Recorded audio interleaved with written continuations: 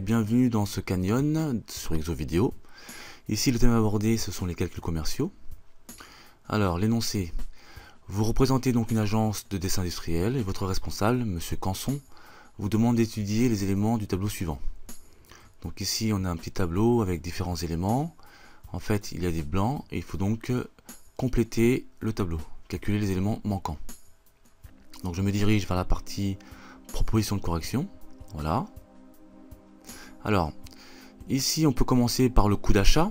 Effectivement, nous avons des frais variables d'achat et un prix d'achat.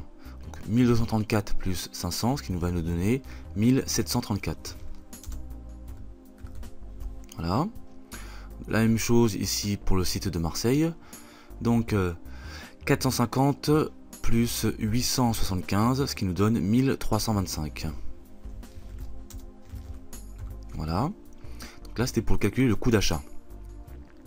Ensuite, eh bien, pour calculer la marge brute, ici, eh bien, on peut faire une différence entre le prix de vente et le coût d'achat, car je vous rappelle qu'une marge n'est ni plus ni moins qu'une différence.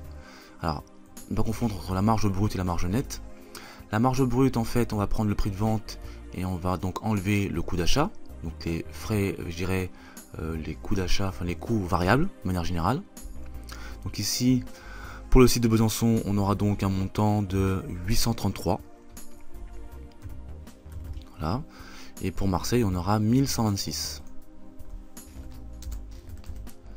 Donc je disais qu'il ne fallait pas confondre la marge brute et la marge nette. La marge nette, elle, en fait, c'est toujours presque le même principe. On prend effectivement le prix de vente. Par contre, on ajoute, donc dans la déduction, bien sûr, on tient compte, donc en plus, eh bien, des frais fixes. Donc ici, nous avons des frais fixes divers. Ce qui va nous donner en fait la marge brute moins les frais fixes. Donc ici, pour le site de Besançon, nous aurons donc 663. Donc je répète, la marge brute, c'est la différence entre le prix de vente et le coût d'achat, et de manière générale les coûts variables. Et la marge nette, il faut tenir compte en plus dans la déduction donc, eh bien les frais fixes. Donc ici on a repris donc 883 moins 170. De même ici on va prendre 1126 pour Marseille moins 140, ce qui nous donne 986. Voilà. Finalement, il nous reste eh bien, le taux de marge et le taux de marque. Alors, concernant le taux de marge, la formule, eh bien, c'est la suivante. C'est la marge brute, ici, voilà, que l'on va diviser par le coût d'achat.